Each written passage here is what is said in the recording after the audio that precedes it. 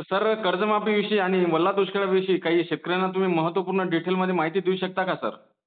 नक्कीच आपण पाहतोय शेतकऱ्यांच्या मनामध्ये संभ्रम निर्माण झालेला आहे. म्हणजे ओला दुष्काळ जाहीर झाल्यावर शेतकऱ्यांना काय मिळतं? हो, याचबरोबर कर्जमाफीची सुद्धा डिटेलमध्ये आकडेवारी मी सांगणार आहे. हो. सर्वप्रथम आपण कर्जमाफी डिटेलमध्ये आकडेवारी जाणून घेऊया, जेणेकरून शेतकऱ्यांना कर्जमाफी जर झाली, तर शेतकऱ्यांना कर्जमाफीचा लाभ होईल. याचबरोबर कोण्या जिल्ह्यातील किती कोटी रुपयांचं शेतकऱ्यांचं कर्ज थकीत आहे आणि शेतकऱ्यांना कर्जमाफी मिळवून घेण्याकरता कोणतं काम करायचं आहे ते सुद्धा सांगणार आहे. सरकारने आज कर्जमाफीचा निर्णय घेतला, हो. तर शेतकरी कोणकोणत्या कर्जमाफीसाठी पात्र होऊ शकतात आणि हे कर्जमाफीसाठी पात्र होण्याकरता शेतकऱ्यांना कोणतं काम करायचंय आणि कोणतं बरोबर. काम नाही करायचंय हे सर्वप्रथम सांगतो, कारण की कर्जमाफीची नितांत गरज शेतकऱ्यांना आहे. तर हो, ही रेकॉर्डिंगच्या माध्यमातून मी हे सांगण्याचा प्रयत्न करणार आहे. तर हो. आपण पाहतोय आपण पाहतोय राज्य सरकारच्या माध्यमातून कर्जमाफीची घोषणा निवडणुकीच्या कालखंडामध्ये केली होती आणि महसूल मंत्री चंद्रशेखर बावनकुळे यांच्या अध्यक्षतेखाली कर्जमाफीची समिती एक गठीत करण्यात आली होती आणि त्या समितीच्या माध्यमातून जो अहवाल सरकारपुढे सादर झालेला आहे, या अहवालामध्ये राज्यातील शेतकऱ्यांचा 2,72,000 कोटींचं कर्ज शेतकऱ्यांवर आहे हो. आणि त्याच्यामध्ये थकीत कर्ज 37,000 कोटी आहे, असं समितीच्या माध्यमातून ही माहिती आलेली आहे. हो. आणि याच्यामध्ये आपण पाहतोय सोलापूर जिल्हा असेल, सोलापूर जिल्ह्यामध्ये सर्वात जास्त शेतकरी कर्जमाफीचे थकबाकीदार आहेत, थकीत आहेत. म्हणजे 3,900 कोटी काहीतरी समितीने ही आकडेवारी दिली बाबा सोलापूर जिल्ह्याची. बरोबर आहे. यानंतर बरेच सारे जिल्हे असतील, मग हिंगोली, अमरावती, अकोला, यवतमाळ, बुलढाणा, वाशिम.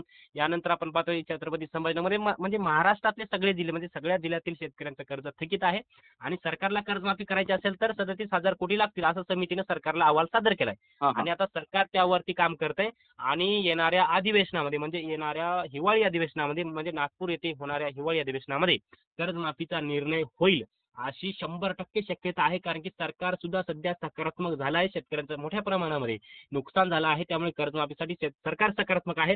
आता सरकार कर्जमाफीसाठी सकारात्मक आहे, परंतु शेतकऱ्यांना कर्जमाफी ही पदरी पाडून घ्यायची असेल, शेतकऱ्यांना या कर्जमाफीसाठी पात्र व्हायचं असेल, तर शेतकऱ्यांना फक्त एकच काम करायचे. सध्या जर कर्ज शेतकऱ्याचं थकीत असेल, तर कर्जमाफीची वाट बघा. तुमचं कर्ज थकीत असेल तर तुम्ही रिन्यू करण्याचा प्रयत्न करू नका.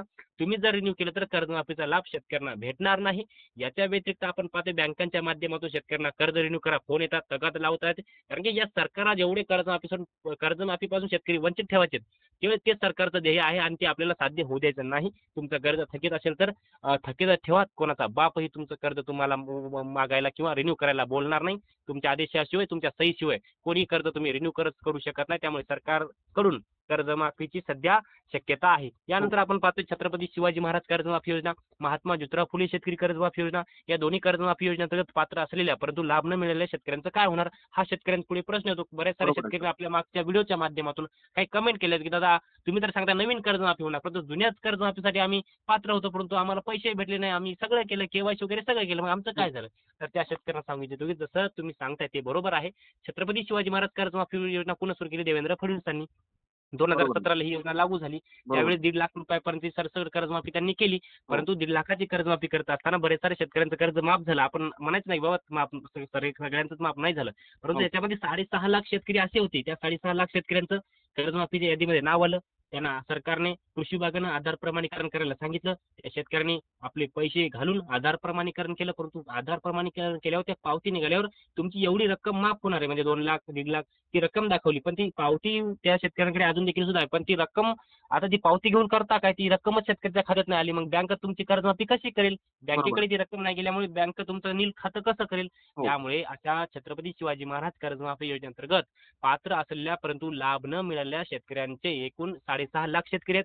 या 6.5 लाख शेतकऱ्यांचे 6.5 हजार कोटी रुपये छत्रपती शिवाजी महाराज कर्जमाफी योजनेअंतर्गत बाकी आहेत. त्यानंतर आपण पाहतो महाविकास आघाडीचं सरकार सत्तेवर आलं. महाविकास आघाडी सरकारच्या माध्यमातून म्हणजे उद्धव ठाकरे मुख्यमंत्री झाले आणि उद्धव ठाकरे यांच्या माध्यमातून महात्मा ज्योतिराव फुले शेतकरी कर्जमाफी योजना चालू केली. या योजनेअंतर्गत 2 लाख रुपयांची सरसकट कर्जमाफी मिळाली शेतकऱ्यांना. परंतु बरोबर. त्याच अंतर्गत अजूनही 864 कोटी रुपये पात्र लाभार्थ्यांचे सरकारकडे कर्जमाफीचे बाकी आहेत. हो. त्यामुळे ते शेतकरी म्हणतात, "दादा आमचं जुन्याच कर्जमाफीचं आहे. तुम्ही काय नवीन लावलं? हे जुन्याचं आमचं काय होणार?" पण हे सरकारला अगोदर पहिले नील करावं लागेल आणि नंतर ही कर्जमाफी नवीन करावी. नवीन तर करेलच, परंतु हे मागचंही नील करावं. परंतु ही 100% होईल, कारण की जी आकडेवारी जी समिती काम करते ना, त्या समितीच्या माध्यमातून त्या समितीला पण हे मागचं अहवाल त्यांनी त्यांच्यापुढे सादर केला असेल, बाबा हे असं-असं आहे म्हणून. त्यामुळे मग सरकारला ते करावं लागेल. मागच्या 2 वर्षाच्या अर्थसंकल्पीय अधिवेशनामध्ये सरकार ते पैसे देतो म्हणलं होतं.